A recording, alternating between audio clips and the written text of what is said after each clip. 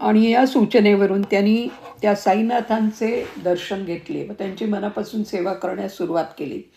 काही कालाने त्यांच्या पोटी मी जन्मास आलो व माझ्यानंतर दुसरीही पुष्कळ भावंडं झाली आणि त्यापैकी हल्ली काही अधिकारावर आहेत. माझी नोकरी पुण्यास असल्याकारणाने मला अहमदनगरास जाण्याचा योग क्वचितच येत असे. ज्या ज्यावेळी मी तिथे जात असे त्या त्यावेळी त्या पहाडावरील साई महाराजांच्या दर्शनास जाण्याचा मला अतिशय आग्रह करण्यात येत असे. पण मी असल्या बोलसर व फाजील भाविक लोकांच्या माथेफिरूपणाच्या आग्रहाला विनोद या पलीकडे काही महत्त्व दिले नाही. गेल्या खेपेला मी नगराला गेलो असताना तोच ससेमिरा माझ्या मागे लावण्यात आला, पण त्यावेळीसुद्धा या खुळ्या समजुतीला मी काहीच महत्त्व दिलं नाही. परंतु माझ्या कुटुंबाच्या मनावर त्याचा परिणाम विचित्र तऱ्हेने झाला आणि म्हणूनच पुत्रसंततीच्या लोभाला त्यांनी मोहून दर्शनाचा योग साधला. त्यावेळी त्यांना गुरुवार करण्यास सांगण्यात आले. सूर्यास्त झाल्यावर बाहेर अंगणात शुद्ध हवेत त्या अवलियांचे नावाने धूप जाळून त्यांचे स्मरण करावे आणि नंतर उपास सोडावा असा विधी सांगण्यात आला. काही काल गेल्यावर पुढे माझ्या दुर्दैवाने म्हणण्यापेक्षा सुदैव म्हणणे हल्ली मला विशेष श्रेयस्कर आहे, मी आजारी पडलो. साधारण माझ्या आजाराला आरंभ तारीख 15 ऑक्टोबर 1924 इसवीला झाला. पुढे हल्लीच्या पद्धतीला अनुसरून योग्य असे पुष्कळ उपाय केले. अणूंना मला बरे न वाटता उलट आजार वाढत गेला. इंजेक्शन वगैरे पुन्हा उपाय केले पण काही फरक न पडता उलट आजार विकोपाला लागला. दुधाशिवाय मला काहीच घेता येत नसे आणि कदाचित घेतल्यावर अन्नदोषामुळे वांती होत असे. दरम्यान शिर्डीच्या साईनाथ महाराजांच्या एक अत्यंत भाविक व माझ्या नुसते परिचयाचेच नव्हे पण माझ्या कल्याणाची उत्कट इच्छा बाळगणाऱ्या परमपूज्य अशा एका गृहस्थानी काशीनाथ शंकर दुवे साईनाथ महाराजांची पूजा केल्यास सर्व त्रास नाहीसा होईल व मनासारख्या गोष्टी होतील असे मला आग्रहाने सांगितले. पण माझ्या पूर्वपदाला अनुसरून माझ्यावर त्याचा काही परिणाम झाला नाही. मनुष्य संकटात असताना वाऱ्याला सुद्धा तोंड पसरीत असतो आणि ज्याच्यावर आपले सर्वस्व म्हणण्यापेक्षा सर्व जीवन अवलंबून असते अशा आर्य संस्कृतीच्या पवित्र धर्माला अनुरूप माझ्या कुटुंबाने मीही गुरुवार करावेत अशी मला विनंती केली. एवी तेवी मला दुधाशिवाय काही घेवत नसे म्हणून सहजासहजी मला त्या विनंतीप्रमाणे वागता येत आहे असे वाटल्यावरून मी त्याला संमती दिली. दुधाशिवाय मला काही खाता आलं असतं तर मी असल्या दूधखुळ्या विनंतीला कधी रुकार दिला नसता. एका गुरुवारी माझ्या येथे मुंबईहून एक प्रतिष्ठित गृहस्थ आले व त्यांच्या सुधारक मताला मी गुरुवार करतो ही कल्पना कशीशीच वाटली व बोलता बोलते ते असेही म्हणाले की आमच्या धर्मात देवांचा दुष्काळ पडला म्हणून की काय आपण मुसलमानी धर्मातील अवलियांच्या भक्तीला लागला आहात. माझा संशय दोला विरुड म्हणाला त्यांचे म्हणणे पटल्यासारखे वाटले. संध्याकाळच्या गाडीने पाहुणे निघून गेले तरी पण माझ्या मनातील खळबळ काही केल्या शांत होईना. नंतर रात्री 12च्या सुमाराला मला एक स्वप्न पडलं. त्यात दोन्ही वर्गाची मिश्रण असलेली अशी एक विभूती दिसली.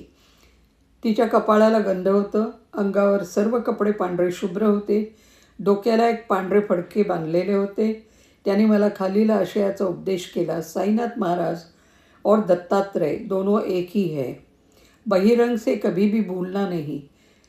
अंतर में जो एक तत्व है उसको ही देखना और पहचानना.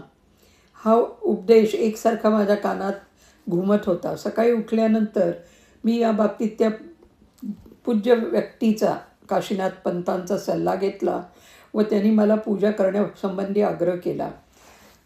त्याचे दुसऱ्या दिवशी बाबांची पूजा केली. पूजेपर्यंत मला दुधाशिवाय काही खाता येत नसे. प्रसाद काही न कसलाही असला तरी मुकाट्याने खावा असे ऐकल्यावरून पूजेनंतर मला अपथ्य होण्यासारखा प्रसादात पदार्थ असतानासुद्धा मी त्याचा स्वाहा केला. आश्चर्याची गोष्ट ही की मला त्यापासून काही अपाय न होता उलट बरं वाटलं व दुसऱ्या दिवसापासून औषधही बंद केलं. इतकंच नव्हे तर थोडं थोडं अन्न घेण्यास सुरुवात केली. औषधं वाचून मला बरे वाटणार नाही असा डॉक्टरांचा अभिप्राय असतानाही माझ्या साईनाथ महाराजांच्या ठिकाणी जडलेला एकनिष्ठ भावनेने मला उत्कृष्ट गुण आला व त्यांच्याच मेहर नजरेने हल्ली मी उत्तम आरोग्य भोगत आहे. जयामनी जैसा भाव तया तैसा अनुभव. दुसऱ्या एका प्रसंगी माझ्या हाताखालील काही लोकांना माझा चोख स्वभाव व थोडीशी कडक शिस्त न आवडून त्या स्वार्थी मंडळींनी गुप्त करून माझ्या वरिष्ठ अधिकाऱ्याचे मन कलुषित करण्याची शिकस्त केली. त्यात माझ्यावरही मोठंच विटाळ आलं होतं. प्रसंगविशेषी मला नोकरी करण्यात पुष्कळच त्रास झाला असता, पण मुख्य अधिकाऱ्यांच्या तपासणीच्या वेळी मला त्यांच्या ठिकाणी प्रत्यक्ष महाराज दिसले व तपासणीत माझे कसलेही नुकसान न होता उलट त्या लोकांची नाचक्की झाली. हा सर्व प्रताप माझ्या साईनाथ महाराजांच्या ठिकाणी जडलेल्या अढळ निष्ठेचाच होय असं मला वाटतं. आणखी एका प्रसंगी मी डिस्ट्रिक्टमध्ये फिरत असताना एका ठिकाणी काही अडचणीमुळे मला माझ्या नोकरासह मुक्काम करणं भाग पडलं. दुसऱ्या दिवशी उठून बऱ्याच अंतरावर असलेल्या एका ठरलेल्या ठिकाणी मला जायचं होतं, परंतु आदल्या दिवशी रात्री निघताना असं कळलं की शेजारच्या एका गावी मोठी यात्रा आहे, तेव्हा गाडी मिळणं शक्य नाही. परंतु रात्री निघताना मी माझ्या मनाशी असा संकल्प करून निजलो की माझा भाव जर साईनाथ महाराजांच्या ठिकाणी दृढ असेल तर माझ्या मार्गात अथवा कार्यात कसलीही विघ्न उपस्थित न होता सकाळी मी ठरलेल्या वेळी व ठरल्या ठिकाणी जाईन. खरोखरच तसा चमत्कार झाला. सकाळी तसा एक गाडीवाला अचूक आमच्या उतरले घरापुढे आला व त्याने हून आम्हास उठवलं व ठरलेल्या ठिकाणी सुरक्षित नेलं. आणखी एका प्रसंगी घरामध्ये माझ्या मुलीला खोकला अतिशय झाला. पुष्कळ उपाय केले परंतु काही उपयोग झाला नाही. नंतर शेवटची मात्रा म्हणून साईनाथ महाराजांची उदी औषध म्हणून 3 दिवस देण्यात आली आणि आश्चर्य हे की मुलगी साफ बरी झाली. अवतारी विभूतीच्या लीला वर्णन करणं किंवा गुणानुवाद गाणे माझ्यासारख्या क्षुद्र मनुष्याच्या शक्तीबाहेरचं आहे. त्यांची कृपा झाल्यास ते काय करू शकणार नाही. मूकं करोति वाचालं पंगुं लंघयते गिरिं यत्कृपा तमहं वंदे परमानंद माधवम. म्हणून एकेवेळी असा पुरा नास्तिक असणारा जो कसल्याही कुठल्याही प्रसंगी कुठल्याही विभूतीला महत्त्व देत नसे, इतकेच नव्हे तर शक्य तितक्या रीतीने जो उलट त्यांचा उपहास करीत असे, तो मी आता साईबाबांच्या कृपाप्रसादाने पूर्ण भाविक बनलो आहे. तेव्हा कोणीही ग्रहस्थाने आपल्या विद्वत्तेच्या घमेंडीत निदान अनुभवाशिवाय कोणाचा उपहास तरी करू नये. अशी सर्वांच्या चरणी लीन असणाऱ्या या दासाची अत्यंत नम्र व कळकळीची प्रार्थना आहे. बाबांचा एक दासानुदास.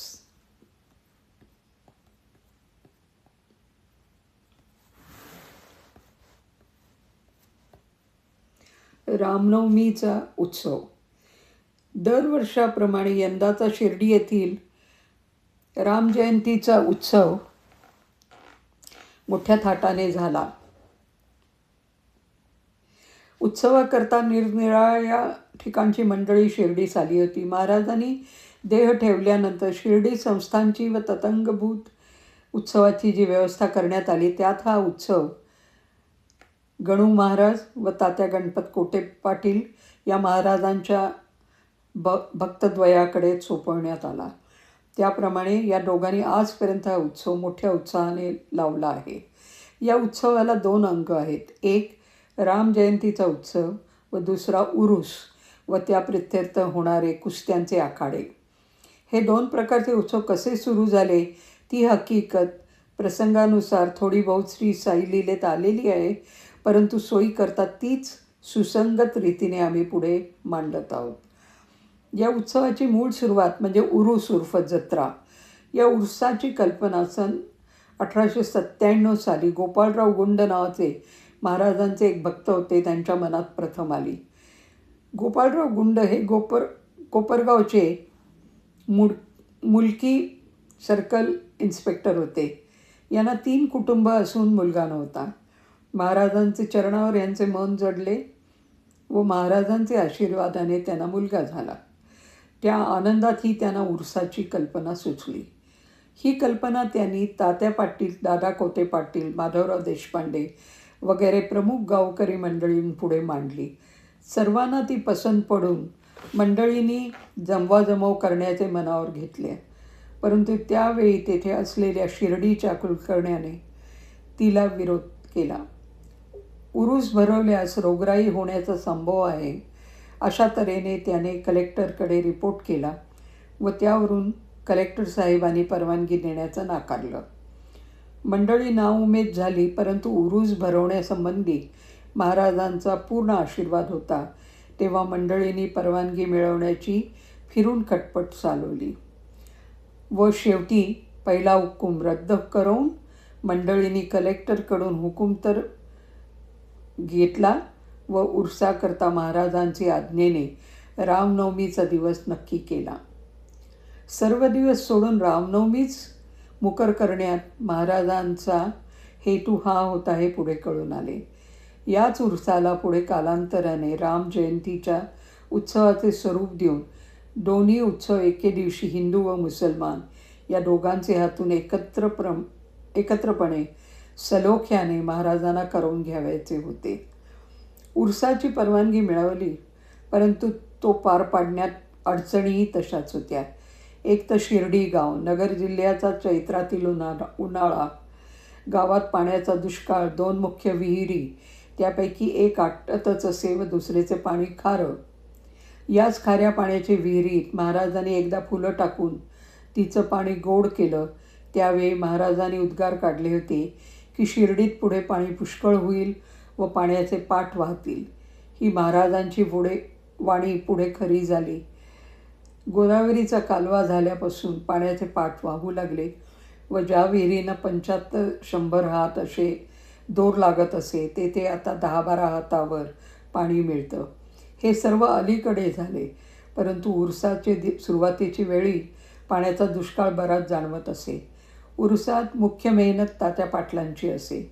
त्यांनी एका लांबच्या विहिरीला मोठा लावून पाण्याची सोय केली.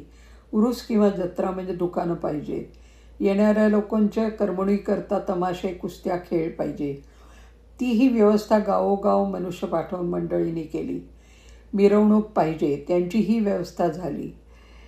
गोपाळराव गुंडांचे एक समदुःखी स्नेही दामूअण्णा कासार म्हणून नगरचे एक व्यापारी आहेत. यांनाही 3 कुटुंबे असून मुलगा नव्हता. महाराजांचे आशीर्वादाने दामूशेठला मुलगा झाला. गोपाळराव गुंडांनी दामूशेठला त्या दिवशी महाराज बसत असत त्या मशिदीवर निशाण चढवण्यास सांगितले व दामूशेठनी ते कबूल केले.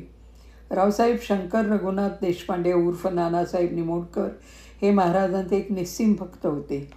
निशाणाची कल्पना गोपाळराव गुंडांनी त्यांना सांगितली व नानासाहेबांना ती पसंत पडून त्यांनी जरीचं निशाण चढवण्याचे पत्करलं. याप्रमाणे ही 2 निशाणं, एक जरीचे नानासाहेब निमोणकरांचे व दुसरे साधे दामूशेठचे, अशी 2 निशाणं गावातून मिरवून आणून मशिदीवर दोहीकडे 2 चढवण्याचा प्रघात पडला व तो अव्याहत अद्यापर्यंत चालू आहे. नानासाहेब वारल्यानंतर त्यांचे चिरंजीवांनी निशाण पाठवण्याचे कायम ठेवले. दामूशेठ स्वतः येऊन निशाण चढवीत असत. याशिवाय उरसानिमित्त आणखी एक मिरवणूक सुरू झाली. ती संदल. अमीर शक्कर दलाल म्हणून कोराळ्याचा एक मुसलमान महाराजांचा भक्त होता. संदलीची कल्पना त्यांची. त्यांनी संदलीबद्दल महाराजांची परवानगी मिळवली व संदल करण्याचे आपले अंगावर घेतले. संदल म्हणजे मुसलमानी रिवाजाप्रमाणे उगाळलेले चंदन.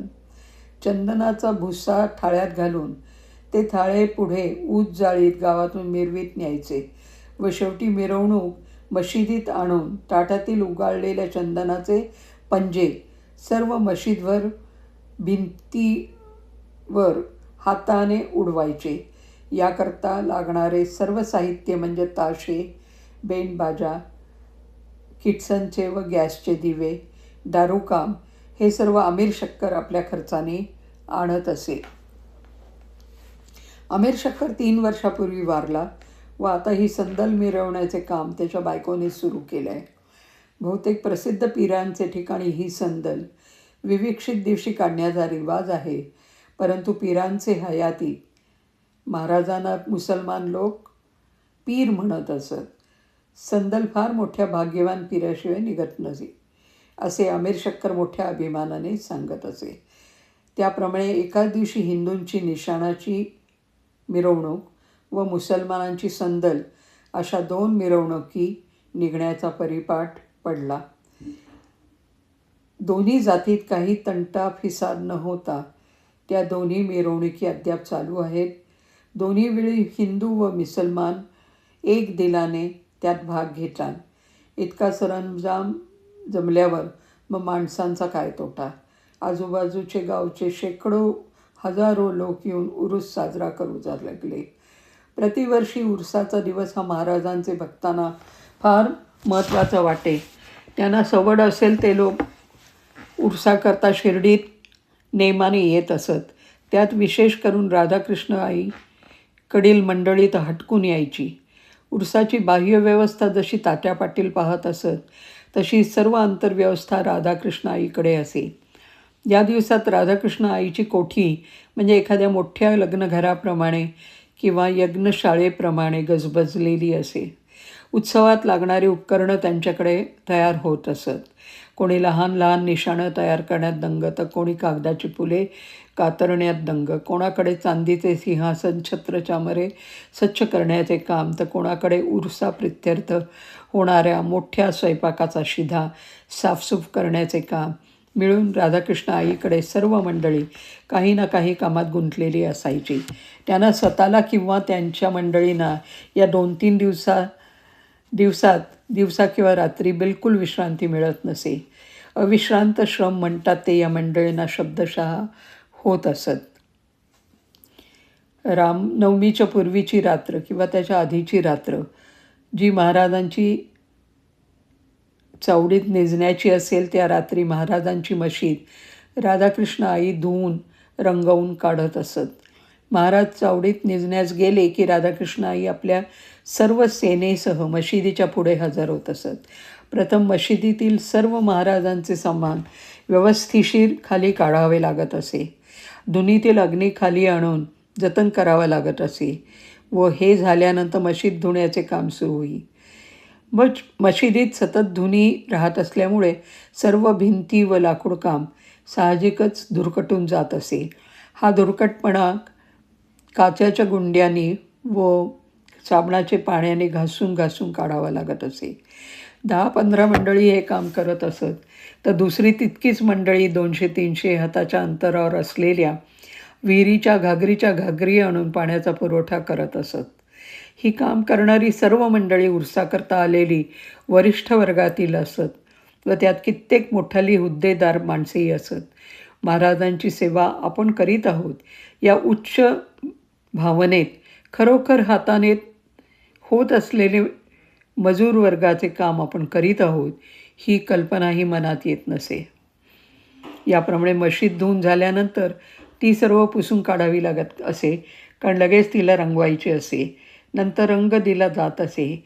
हे सर्व काम झाल्यावर पुन्हा महाराजांचे सर्व सामान जसेच्या जसे तिथल्या तेथे ठेवून ठिकाणी धुनी प्रज्वलित करून मंडळी आपले काम संपवीत असत.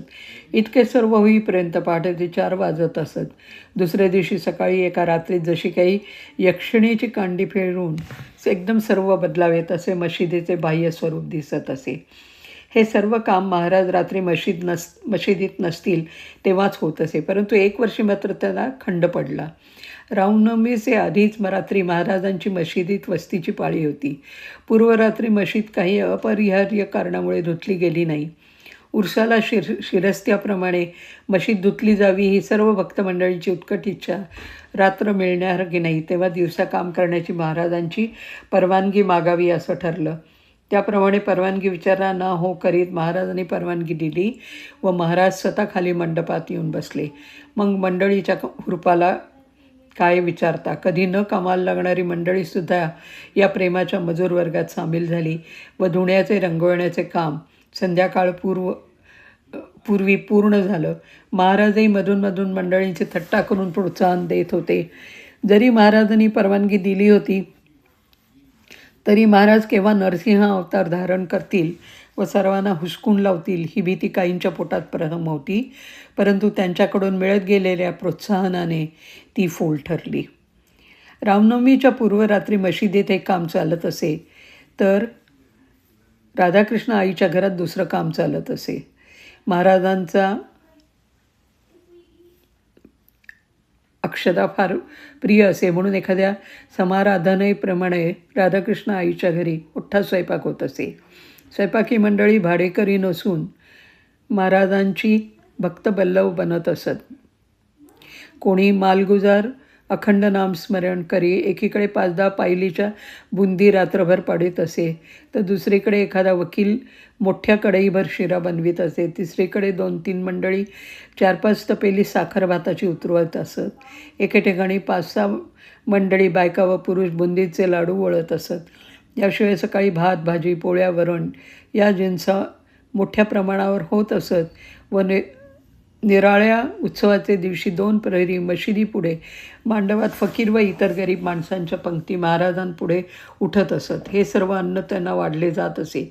1912 सालपर्यंत उरसाचे स्वरूप हलके फुलके वाढत इतके व्यापक झाले. 1912 साली उरसाचे स्वरूप पालटून त्यातून रामजयंतीचा उत्सव सुरू झाला. त्यावेळी शिर्डीस दादासाहेब खापर्डे सहकुटुंब बरेच महिने राहिले होते. त्यांच्याबरोबर एक कृष्णराव जोगेश्वर भीम, श्री साईनाथ सगुणोपासनेचे कर्ते नावाचे गृहस्थ होते. त्यांची बैठक दीक्षितांचे वाड्यात पुढच्या पडवीत असे. या साली शिरस्त्याप्रमाणे महाराजांचे एक भक्त लक्ष्मणराव भीष्म हे त्यांना त्याच नावाने हाक मारत असत, म्हणून आम्ही त्याच नावाने त्यांचा उल्लेख केला आहे. उरसाकरता आदल्या दिवशी आले होते व नेहमीप्रमाणे दीक्षितांच्या माडीवर उतरले. वेळेवर पूजा साहित्य घेऊन मशिदीत जाण्याकरता ते खाली आले. भीष्मबुवा पडवीत बसले होते. त्यांनी लक्ष्मणरावांना हाक मारली व म्हणू लागले की आपल्या मनात एक सुंदर कल्पना आली आहे. जर तुम्ही मदत कराल तर ती पार पडेल. लक्ष्मणरावांनी होकार भरल्यावर ते सांगू लागले की हा शिर्डीतील उरूस रामनवमीलाच भरतो, तेव्हा यात काहीतरी परमेश्वरी योजना आहे. रामजयंतीचा उत्सव हा हिंदूंना फार प्रिय व तेथे उरूसही रामनवमीलाच असतो, तेव्हा आपण या संधीचा फायदा घेऊन रामजन्म सुरू करावा. लक्ष्मणरावांना ती कल्पना पटली व महाराजांची आज्ञा मागावी. ती मिळाल्यास रामजन्म अवश्य करावा असं त्यांनी सांगितलं. मात्र एक प्रश्न असा पडला की जन्मोत्सवाला कीर्तन अवश्य आहे. या खेडेगावात किंवा आसपास इतक्या थोड्या अवधीत कीर्तनकार हरिदास मिळणार नाही. परंतु भीष्मांना सदिच्छेनेची स्फूर्ती झाली, त्यामुळे थोडे चढणार. त्यांनी लगेच सांगितले की आपले रामजन्माचे आख्यान तयार आहे, आपण कीर्तन करू, तुम्ही पेटी वाजवा, भजनी मेळ्याचा पखवाज वाजवणार आहोतच. याप्रमाणे सर्व तयारी झाली व महाराजांची परवानगी घेण्याचे ठरलं. सुंठवडा राधाकृष्ण आईकडून तयार करून घेण्याचे ठरले. अशा कामात राधाकृष्ण आईचे पूर्ण पाठबळ मिळेल ही लक्ष्मणरावांची खात्री होती. लगेच लक्ष्मणराव व भीष्मबुवा महाराजांची परवानगी विचारण्याकरता मशिदीत गेले. लक्ष्मणरावांचा स्वानुभवावरून असा दृढ विश्वास असे की महाराज सर्व व्यापी आहेत. आपण कोठे काय करतो हे त्यांना सर्व कळतं. त्यामुळे आपण शिर्डीहून गेल्यापासून पुन्हा शिर्डीस येईपर्यंतच्या काळात आपल्या हातून घडलेल्या सत्कृत्याबद्दल महाराजांकडून उत्तेजन व दुसऱ्याबद्दल निषेधपर काहीतरी उद्गार प्रथम भेटी निघणार अशी त्यांची खात्री असे. म्हणून नेहमी प्रथम भेटीत काही काळ त्यांची चित्तवृत्ती बावरलेली राहत असे. लक्ष्मणराव महाराजांचे पायापाशी जाऊन बसले व भीष्मबुवा त्यांचे मागे बसले. दर्शन घेतल्यावर महाराजांनी लक्ष्मणरावांना विचारलं वाड्यात काय चाललं होतं. परंतु लक्ष्मणराव बावरलेले असल्यामुळे त्यांना उत्तर सुचेना. ते आल्यापासून वाड्यात पुष्कळ गोष्टी झाल्या होत्या. महाराजांनी लगेच भीष्मबुवांना विचारलं का बुवा काय म्हणणं आहे. त्याबरोबर लक्ष्मणरावाला महाराजांच्या प्रश्नाचा रोख समजला व त्यांनी रामजन्माच्या उत्सवासंबंधी झालेला विचार सांगून महाराजांची परवानगी मागितली. महाराजांनी परवानगी दिली, त्यामुळे सर्वांना फार आनंद झाला. लक्ष्मणरावांनी ती हकीकत राधाकृष्ण आईला सांगितली. त्यांना फार आनंद झाला. त्यांनीच त्या उत्सवप्रिय त्यात उरसाच्या उत्सवात राधाजन्माचा उत्सव, मग त्यांच्या आनंदाला काय रामजन्माचा उत्सव, मग त्यांच्या आनंदाला काय विचारता. त्यांच्या दैवताचा पाळणा होता, तो द्यावयाचा त्यांनी कबूल केला. त्याप्रमाणे सर्व जुळवाजुळव पूर्ण झाली. रामजन्माचा दिवस उजाडला. मंडप सुशोभित करण्याचे काम सुरू झालं. खेळीचे कुंट, पताका, तोरणं लागली. महाराज लेंडीवर गेले तेव्हा त्यांच्या बैठकीच्या जागेसमोरच पाळणा बांधला. महाराज मशिदीत परत आले. नित्यनियमाप्रमाणे भक्तमंडळीच्या पूजा सुरू झाल्या. आधीच उरसाची गर्दी, त्यात प्रथमच रामजन्म होणार म्हणून सभामंडपात फार दाटी झाली. महापूजा व आरती रामजन्मानंतर करायचे निश्चित झाले. 11 वाजता भीष्मबुवा महाराजांसमोर कीर्तनाला उभं राहिले. लक्ष्मणराव महाराजांचे दर्शन करून बाजाची पेटी वाजवण्याला बसले. कीर्तन सुरू होणार तर महाराजांनी मनुष्य पाठवून लक्ष्मणरावला वर मशिदीत बोलवलं. 5 मिनिटापूर्वीच दर्शन घेऊन आलो व लगेच पुन्हा बोलवलं म्हणून लक्ष्मणरावांच्या पोटात धस्स झाले व जन्मोत्सवाला अडचण येते की काय असे सर्वांना भीती वाटली. बोलवण्याप्रमाणे ते महाराजांजवळ गेले. महाराजांनी विचारलं, हे काय चाललंय? पाळणा कशाला बांधलाय? रामजन्माकरता पाळणा बांधला व आता कीर्तन सुरू होत आहे असे लक्ष्मणरावांनी सांगितलं. महाराजांनी निंबोरावरून एक हार घेतला. भक्तांनी गळ्यात घातलेले हार काढून महाराज निंबोरावर ठेवत असत. तो लक्ष्मणरावांच्या गळ्यात घातला व दुसरा हार त्यांच्याजवळ देऊन बुवांचे गळ्यात घालायला सांगितलं. कीर्तन सुरू होऊन रामजन्म होईपर्यंत सर्व निर्विघ्न पार पडलं. राजा रामचंद्राच्या नावाचा जय जयकार करून मंडळींनी गुलाल उधळला. सर्व वातावरण गुलाबी झालं. भालदार चोपदार ललकारू लागले. ताशे वाजंत्री बेंडबाजा वगैरे वाद्य वाजू लागली. सर्व आनंदी आनंद झाला. सभामंडपात अशा तऱ्हेचा गजर चालू असताना तितक्यात महाराजांचा सिंहनाद ऐकू आला. मशिदीतील मंडळी भराभर खाली उतरू लागली व मशीद मोकळी झाली. लगेच महाराज नरसिंह रूप धरून मशिदीच्या पायऱ्यांजवळ खांबाशी येऊन उभं राहिले व मोठमोठ्याने शिव्या देऊ लागले. कारण काय झाले तर एका अधिक प्रसंगी भक्ताने महाराजांच्या अंगावर गुलाल टाकला व तो त्यांच्या डोळ्यात गेला. महाराजांचे ते रूप पाहून महाराजांच्या लीला माहीत नसलेली सर्व मंडळी सभामंडप सोडून बाहेर पळाली व सर्व गोंगाट बंद होऊन नुसता महाराजांच्या शिव्या ऐकू येऊ लागल्या. निर्ढावलेल्या भक्तमंडळींना हा प्रकार नवा नव्हता. श्री रामचंद्र जन्मास आले तेव्हा रावणाचा व दुर्वृत्ती राक्षसांचा नाश करण्याकरता महाराजांनी आपले सौम्य स्वरूप बदलणे हे साहजिकच होते. शिवाय हा नेहमीचाच अनुभव होता की शिर्डीला काही नवा उपक्रम सुरू केला म्हणजे महाराजांनी सुरुवातीला नरसिंह रूप घ्यायचे व जवळ सापडलेल्या एखाद्या दुसऱ्या भक्ताला प्रसाद द्यायचा. सर्वांना शिव्या द्यायच्या. प्रतिकूल ग्रहाची शांती करण्याचा महाराजांचा हा एक मार्ग होता असे मानले जात असे व शिव्या व शुभ आशीर्वाद म्हणून गणल्या जात असत. याप्रमाणे महाराजांनी शांती केली व पूर्ण आशीर्वाद देऊन हा नवीन सुरू झालेला रामजयंतीचा उत्सव चिरायू केला.